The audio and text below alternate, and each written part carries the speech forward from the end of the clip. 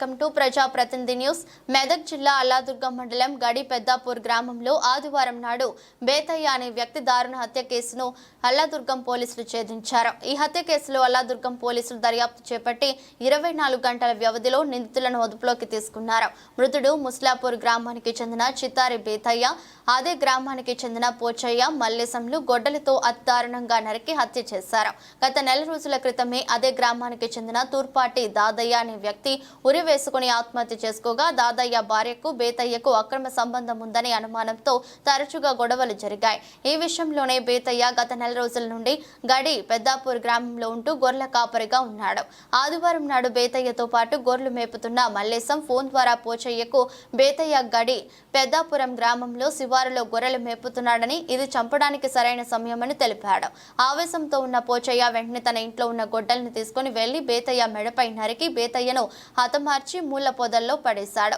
ఈ హత్యకు సహకరించిన మల్లేశం, రాజు, సిద్దయ్య, రమేష్, అంబయ్యలను అరెస్ట్ చేసి రిమాండ్ కు తరలిస్తున్నట్లు అల్లాదుర్గం సర్కిల్ సిఐ రేణుకారెడ్డి తెలిపారు. వీరిని మెదక్ కోర్టుకు తరలించారు.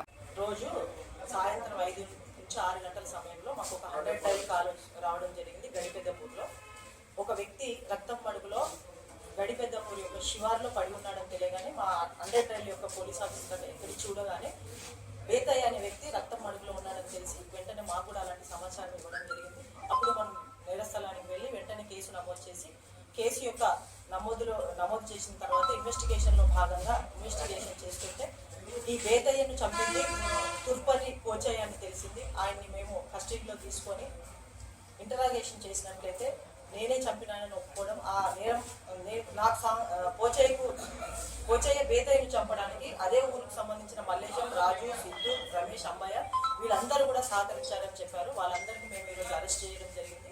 వెంటనే కోర్టు ముందు హాజరుపరచడం జరుగుతుంది.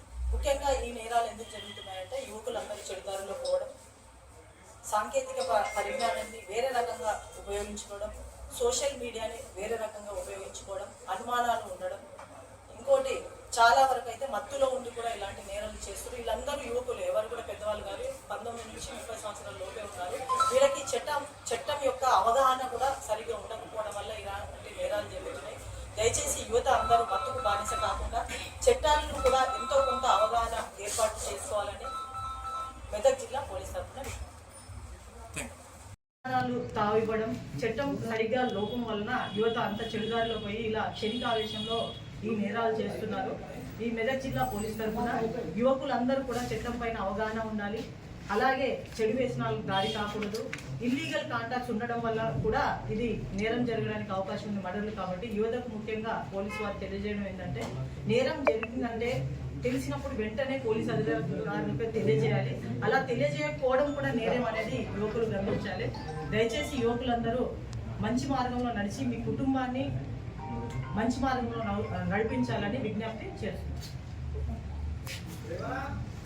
స్పందించి ఆ గడిపెద్దపూర్కి వెళ్ళి పరిశీలించగా ఒక గ్రామ శివారులో ఒక పొలంలో రక్తగాయాలతో ఒక ఆయన పడి ఉన్నాడు. ఆయన గురించి ఆయన ఎవరని మా కానిస్టేబుల్స్ వెరిఫై చేయగా చిత్తరి బేతయ్య అని తెలిసింది. వెంటనే మాకు అలాంటి ఇన్ఫర్మేషన్ మాకు పాస్ చేయగానే సీన్ ఆఫ్ అఫెన్స్కి పోయి మేము వెంటనే కేసు నమోదు చేయడం జరిగింది.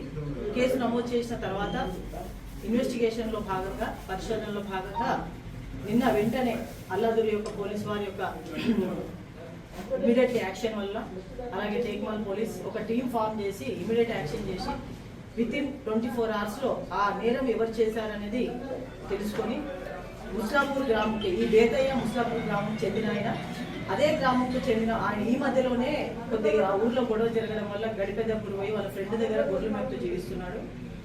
ఈ వీళ్ళ మధ్యలో ఇప్పుడు ఎవరైతే పోచయ్య చంపినాడో, బేతయ్యను చంపింది పోచయ్య, సేమ్ అదే కులస్తులు, అదే ఇంటి పేరు, వాళ్ళు ఒకటే ఊరు ముస్లాపూర్ గ్రామమే. ఈ పోచయ్య ఏం చేసిందంటే అక్కడ ఉన్నాడు గొర్రెలు మేపుతున్న తెలియదు కానీ మధ్యాహ్నం అయినా తెలుసుకొని మల్లేశంతో తెలుసుకొని తన దగ్గర ఉన్న పందులు చంపే ఒక గొడ్డెలు ఉంది, ఆ గొడ్డెలు తీసుకొని అక్కడే చంపేసి వెంటనే ఆయన ఆ ఏదైతే చంపిన ఆయుధాలు ఉన్నాయో చెరువులో, ముస్లాపూర్ గ్రామానికి వచ్చి చెరువులో వచ్చి కడిగేసి వాటిని దాచడం జరిగింది.